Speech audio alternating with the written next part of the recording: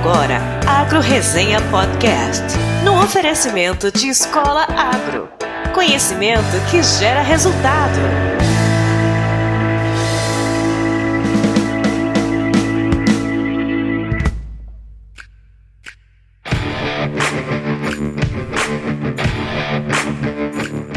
Olá pessoal, aqui quem fala é o Paulo Ozaki, seja bem-vindo ou bem-vinda a mais um episódio do Agro Resenha. Como você sabe, a porteira desse podcast não tem tramela para quem busca se informar sobre assuntos ligados ao agronegócio.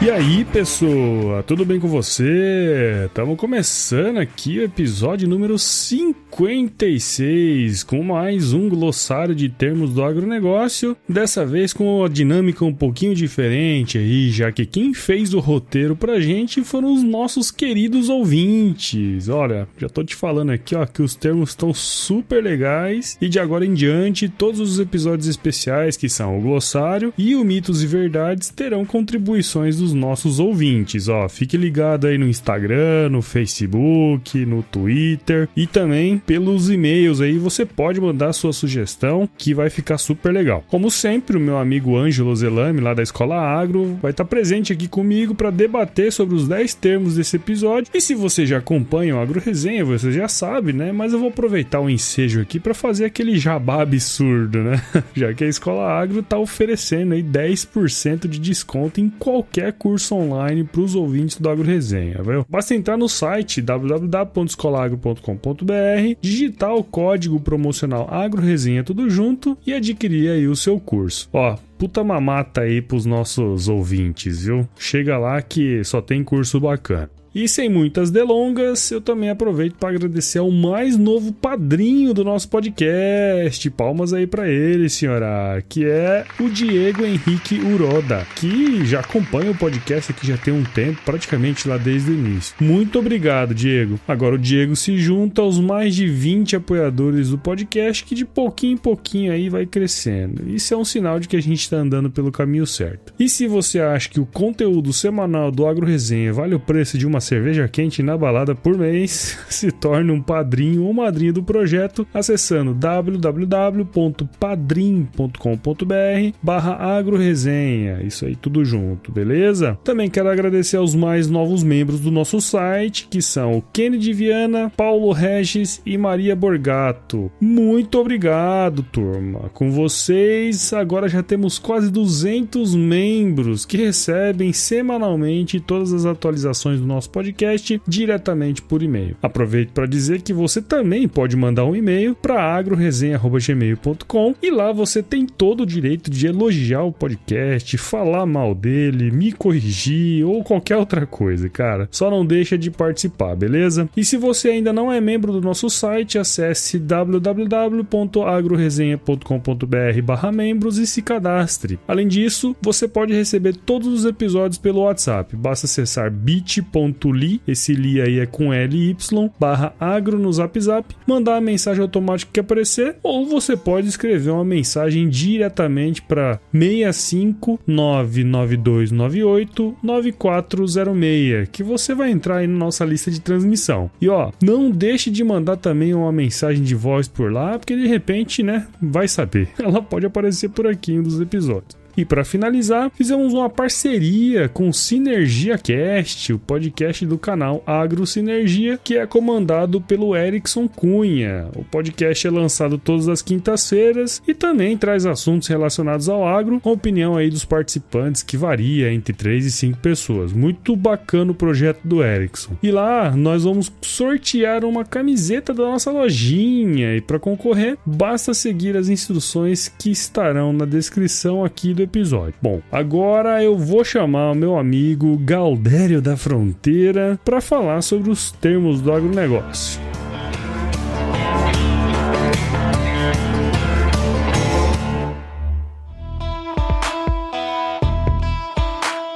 Bom, tô de volta aqui com esse gaúcho da fronteira, Galdério, maluco. Ah, essa semana foi o dia do gaúcho, cara. Como é que você se sente? Me sinto bem, meio excluído, que não querem mais deixar eu na introdução do programa, mas tudo bem, eu entro só na parte da execução. Ai, cara. Meu sentimento é tranquilo ainda, tudo bem, sem problema. Passando esse 20 de setembro aqui em Cuiabá, num dia bem agradável, pouco quente.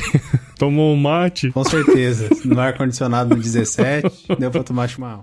Nem sabe, tô sem mateira, porque roubaram a minha mateira. Ô, louco, sério mesmo? Roubaram como? Sentimento. Quebraram o vidro do carro e levaram a minha mateira. Sério, velho? Não tava sabendo disso aí, não. Estou muito sentimental por não estar com a minha mateira e meu chimarrão. Não, até eu tô sentimental por você agora. Aquela matéria é mó da hora, era mó da hora, velho. Tô recebendo ajudas, viu? Se quiser ajudar pra comprar, não tem problema nenhum, pode me ajudar. Vamos abrir um canal pra você lá no Padrim.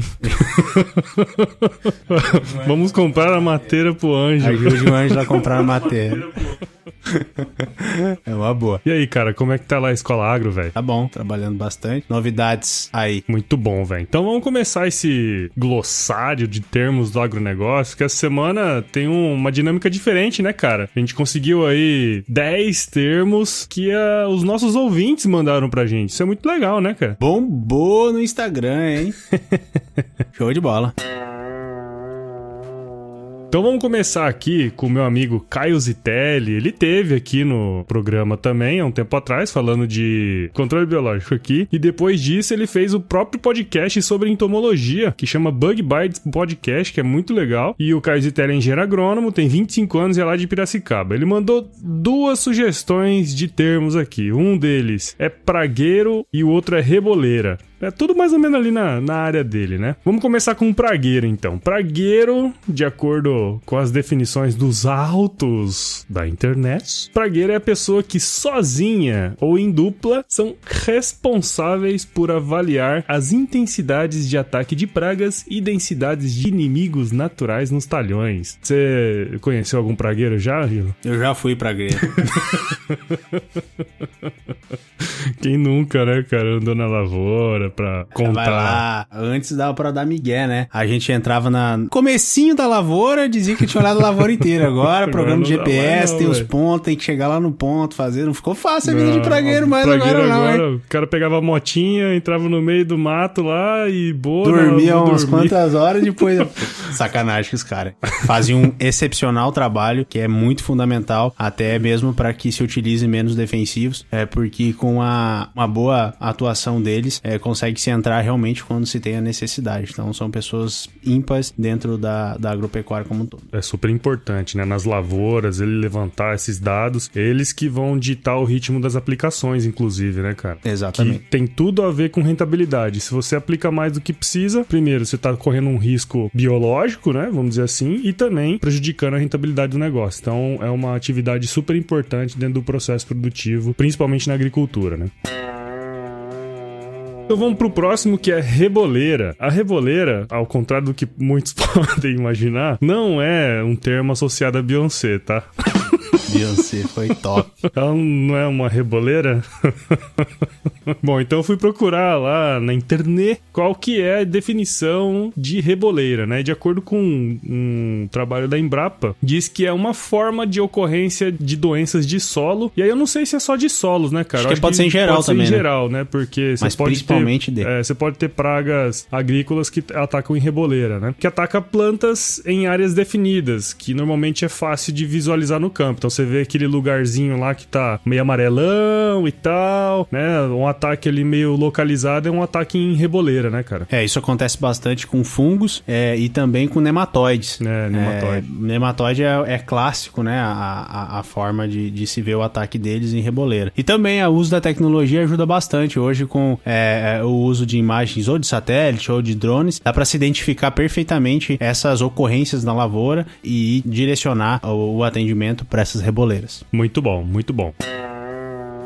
Então vamos passar pro próximo ouvinte. Vamos lá então, nosso amigo Eduardo Vaz, engenheiro agrônomo, 29 anos aqui de Cuiabá, Mato Grosso. Ele falou sobre a adubação canela seca. Então o que seria essa adubação canela seca? Ela é uma adubação em que o produtor acaba utilizando uma base mínima, ou seja, uma quantidade menor de fertilizante do que teoricamente seria o recomendado. Isso acontece por vários motivos, dentre eles pode ser o fertilizante mais caro, então um ano em que ele acaba potencializando o custo de produção e o produtor acaba utilizando menos para conseguir ter lucratividade e utiliza o chamado estoque no solo, que existe, né, a fertilidade no solo, e ele acaba utilizando esse ano em detrimento de uma lucratividade ou até de poder ter lucro. Ele é utilizado em várias culturas, mas no centro-oeste como um todo, no Brasil também, principalmente nas produções de segunda safra, onde o risco acaba sendo muito grande e em um determinado momento, se o custo fertilizante está muito alto, ele acaba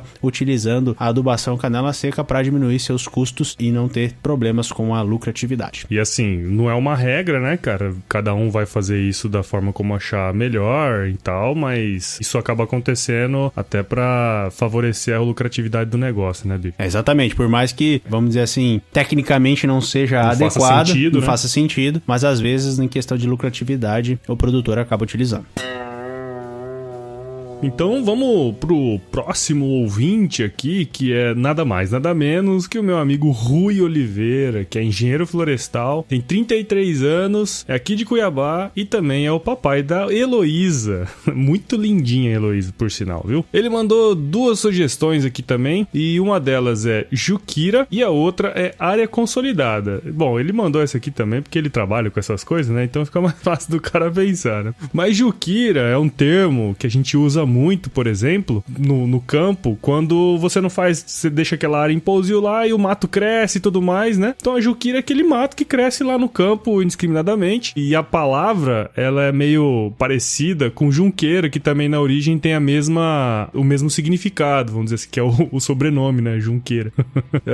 Então essa juquira, ela pode ser rala, mole ou grossa, mas ele é aquele famoso juquirão, né? Que a gente chega lá no campo e tá aquela juquira danada lá.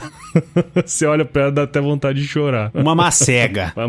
Macega, verdade. Tem macega também. Macega também. Lá em Piracicaba o pessoal usava macega também. Macega é uma planta também, não é? Também. E beleza, aí é o contrário, vamos dizer assim, da juquira. Não digo, não é nem o contrário assim, mas é o contrário, basicamente. Então, que é área consolidada. Aí tem uma definição. Tem até artigo, né? Um artigo Tem um artigo no Código Florestal. Código Florestal. A área consolidada, ela é a área de imóvel. Isso aqui eu vou ler o artigo lá, tá? A área de imóvel rural com ocupação antrópica pré-existente a 22 de julho de 2008, com edificações, benfeitorias ou atividades agro-silvipastoris, admitida, neste último caso, a adoção do regime de pousio. Trocando em miúdos, né? Porque precisava ter outro podcast só pra falar antrópica. O que é a ocupação antrópica? É lógico, tem que se falar bonito, né, cara? Pra ninguém entender, tudo bem. Então, trocando em miúdos, a área consolidada, ela é a área rural, né? Obviamente, consolidada, aberta até dia 22 de julho de 2008 e teve sua vegetação natural modificada pela ação do homem. Isso que é atividade antrópica, tá? É preciso também que tenha edificações, benfeitorias e atividades agrícolas, silvícolas ou pastoris. Isso é o agro-silvipastoris, tá bom? É interessante que é o Código Florestal, super importante, e foi um marco para a história da agropecuária como um todo e do meio ambiente também no Brasil, onde trouxe vamos dizer assim, uma baliza, né, do que realmente é correto e não é, e é bastante importante todo mundo dar uma lidinha lá, porque tem coisas bem interessantes a partir desse ano que não podem mais serem feitas. Muito bem, é isso aí. Tá monopolizada aqui por Cuiabá, mas vamos ir pra Cuiabá de novo aqui. Iago Travagin. Olha, Iago Neison. Iago, topzera. Economista, 23 aninhos, um bebê. Nossa. De Cuiabá, Mato Grosso. O Grande Iago falou lá no Instagram pra gente falar sobre a definição de touro rufião. Iago querendo saber sobre o touro rufião. Hein? Então, o touro rufião é um animal com um comportamento de macho, mas sem condições de fecundar a fêmea. Ele é utilizado na detecção do cio em programas de inseminação artificial, ou seja, ele detecta quando a fêmea está apta a ser tomada. Currada. Exato. É isso aí. Está apta a receber os espermatozoides. Tá. Essa aí ficou boa. E como é que funciona esse rufião? Ele, na verdade, pode ter várias formas, né? Mas ele pode ter sido removido, o epidídimo dele, através de uma cirurgia, ou feito vasectomia. Vasectomia igual a que é feito em seres humanos. E também pode-se fazer um desvio, onde o pênis acaba não entrando na vulva da vaca. Na vulva não, né? Na vagina. Não, na vulva. Vulva, depois vagina.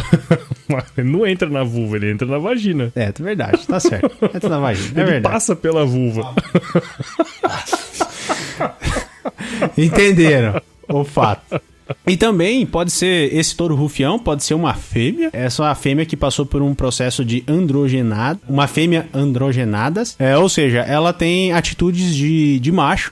E aí acaba subindo nos animais para identificar quais estão no cio e possa ser feita a inseminação artificial, que por sinal a gente vai falar em seguida sobre o que é. Isso aí é o famoso arame liso, né? Oi? O touro rufião é o famoso arame liso. Você sabe dessa, não? Não, essa eu não sei. Só cerca, vai furar que é bom nada. Não vou entrar em detalhes. Vamos pro próximo. Essa foi boa, velho. Foi ótimo. Não é verdade, na verdade, porque se ele tiver com o epidídimo cortado a vasectomia, ele fura sim. Ele dá uma furada. Dá uma furada, mas tudo bem. Mas 90%. Isso aí. Exato. De longe, hein, cara? Manuel Messias Novaes, que é estudante de agronomia na UFRB, de 23 anos, de Ceabra, na Bahia. Porra, valeu mesmo, Manuel. Ficou legal essas aqui que você mandou, ó. Bom demais. Ele mandou duas também super interessantes, que eu acho que é bem regional e vale a pena a gente comentar aqui. E uma delas é a tarefa baiana e o ramoneio. Ramoneio acho que nem tanto, mas tarefa baiana certamente é lá do mais regional, né? Bem possivelmente bem regional da Bahia, né? Da Bahia, provavelmente. Faz sentido, acho né? que faz sentido. Beleza, tudo certo. Bom, pra quem não sabe, galera, tarefa baiana é uma unidade de medida diária. Sim, ela é muito utilizada em pequenas propriedades lá no Nordeste e principalmente aí na Bahia, mas assim, aqui tem em outros estados também. E é o equivalente a 66 metros por 66, ou seja... Curioso, né? Curioso, 4.356 metros quadrados, ou aí, vamos dizer, praticamente meio hectare, né? E aí eu fui procurar, cara, por que 66 por 66, né? Na verdade, essa era uma medida diária destinada a cana-de-açúcar no passado e é o resultado de uma antiga unidade de medida de comprimento chamada braça, que equivale a 2,2 metros. Uma braça, 2,2 metros, e 10 palmos quer dizer uma braça. Então você dá lá 10 palmos e dava uma braça, que é 2,2 metros. Imagina a padronização disso, né? Então, e aí, uma tarefa é igual a uma área de 30 por 30 braças, que dá 66 por 66 metros. É aí que surgiu a ideia da tarefa baiana. Eu fiquei imaginando o cara medindo com palminho, 1 palminho, 2 palminhos, 3 palminhos. Legal. E você sabe que a braça, dependendo do estado, ela muda. Tem alguns estados que a braça é 1,8 metros. Mas daí não é baiana, né? Não é baiana. Não é baiana. É verdade, não é baiana mesmo. Daí é de outro cara, estado. O cara tinha o palmo maior, daí era diferente. A tarefa cearense, se eu não me engano. Muda e tal. Tem essa mudança. Então, pô, bem legal aí que o Manuel falou. E eu lembrei, logo depois que ele me falou o que era, eu lembrei que quando eu fui fazer painel de leite lá na Bahia, apareceu essa unidade de medida. Pô, bem bacana, né, cara? Legal. E a outra que o Manuel mandou é um que chama ramoneio. E eu também não tinha muito intimidade com esse nomezinho aí. Eu fui procurar lá e ramoneio, não é romaneio, tá? É ramoneio. É o hábito de pastejar ramos e folhas, de preferência dicotiledôneas, que são leguminosas, muito característicos de caprinos e outros herbívoros que buscam plantas de alto valor nutritivo, onde não existem gramíneas pra pastejar, né? Que é o caso, praticamente, vamos dizer, do Nordeste, né, cara? E aí você vê as cabrinhas em cima das árvores comendo, elas estão fazendo um ramoneio. Um ramoneio. Ramoneio. Não é romaneio. Romaneio. É ramoneio. Ramoneio. De ramo. De ramo. Ramo. Ramoneio. Ramoneio. Então, a gente tem aqui mais um que é da Stephanie, que não disse de onde ela é, o que ela faz. Verdade. Quero ver nas redes sociais ela se identificar aí. Mas ela pediu pra gente falar sobre inseminação artificial. Inseminação artificial, entende-se por inseminação artificial a deposição mecânica do sêmen no aparelho genital da fêmea. Perde toda a graça, velho. Então, porém, tem vários benefícios. A inseminação artificial, ela consiste então na retirada do sêmen, e aí pode ser classificado, enfim, pode ter vários processos para fazer essa seleção do sêmen, e depois, através de mecanismos, ela é introduzida dentro do aparelho genital da fêmea. E dependendo da situação, existem várias formas de fazer isso. Com suínos é de um jeito, com bovinos é de outro, então cada um tem o seu método para se fazer essa introdução. E ela é muito importante porque, por exemplo, eu tenho o melhoramento genético de um touro que ele é super, tem uma produção, por exemplo, de leite muito boa, só que ele vive, né, ele mora lá na Europa e é inviável trazer ele pro Brasil, mas através da inseminação artificial conseguiu-se importar os sêmens dele e consegue trazer a genética dele aqui pro Brasil de uma forma muito mais rápida. Então, a inseminação artificial foi um ganho muito grande no melhoramento genético pro mundo, e pro Brasil não fica fora disso, principalmente de bovinos, suínos, que teve um ganho muito grande com a inseminação artificial. Não, isso é verdade, cara. Isso é um ponto bem interessante que você colocou, porque imagina trazer um touro peludo daquele lá pra ficar aqui no Brasil. Imagina aqui em Mato Grosso um tourão peludo daquele lá, né? Não ia dar certo. Então é uma maneira mais barata e mais eficiente de trazer uma genética mais avançada pra compor o nosso rebanho aqui, né? Seja ele de qualquer espécie, bovino, suíno, enfim, uma série de... Suíno eu não sei, né? Mas bovino com certeza. Outra coisa legal, eu lembro quando a gente tirava leite, e aí tinha os catálogos dos touros, isso, né? E aí é interessante que cada um pode melhorar uma parte, por exemplo, do leite. Um pode ter um úbere melhor, outro pode ter uma estrutura corporal melhor, e isso a gente podia escolher, né? Bom, nessa vaca aqui que ela precisa de um úbere melhor, a gente pode inseminar com esse touro que tem um melhoramento de úbere muito grande. Então, realmente é muito eficiente e é muito utilizado. Muito legal, muito legal. Vamos partir para a última, né? Que tem até um pouquinho de relação aí. Que quem mandou foi o nosso querido Miquete. Zootecnista, 40 anos, um pedacinho do céu. O motoqueiro de Sinop. Aquele motoqueiro barbudo. E ele mandou um termo aqui bem legal, que é o termo cabeceira. Quando você vai apartar gado, por exemplo, você aparta ali mais ou menos 3 lotes, né? O cabeceira, o meio e o fundo. Então, normalmente os que tiveram aí inseminação artificial, melhoramento genético muito bom, é o gado cabeceira lá, aquele gadão, pá, melhor. Então, quando falaram assim, pô, tu é cabeceira, hein? Pode ficar feliz, que tu é o cara, hein? Ou a mina. Gadão, cabeceira. Então, essa aí foi o que o Miqueias mandou pra gente. Muito obrigado, Miqueias. E, cara, eu acho que acabou. É isso aí. Muito obrigado a todos, né? Muito legal. Muito Gostei legal. dessa dinâmica aqui. Acho que agora os próximos episódios que nós fizermos aqui, né, Gaúcho? Facilita bastante, né? Além de facilitar o trabalho, a gente entende aí quem que tá conversando com a gente, quem que tá escutando nossos episódios, e é super legal essa interação que a gente tem com o ouvinte. Espero que vocês continuem mandando as suas sugestões, tanto para termos do agronegócio, como para mitos e verdades, né, Ângelo? Próximo aí, mitos e verdades, daqui 10, na verdade vai ser daqui 9 episódios, porque a gente teve que passar um pra frente, mas quem tiver, vou colocar lá no Instagram, no Facebook, onde for aí, pra gente pegar algumas ideias e dicas dos nossos ouvintes. É isso aí, pra gente abrir pro país inteiro aí, falar suas particularidades, seus termos e seus mitos e verdades na agropecuária brasileira. Então. Agronegócio, na verdade. Senão né? fica tudo a gente fazendo aqui e tal, né? E de repente a gente não pega as particularidades do Brasil, que é muito grande, e a gente sabe que tem muita coisa acontecendo no Brasil inteiro, principalmente no nosso setor, né? É isso aí, show de bola. Muito bom. Então, fica daquele jeito, né, cara? Começou a chover. É verdade, aqui a semana começou a chover, já e começou se a chover? plantar. Se chover, não precisa molhar a horta. Ai.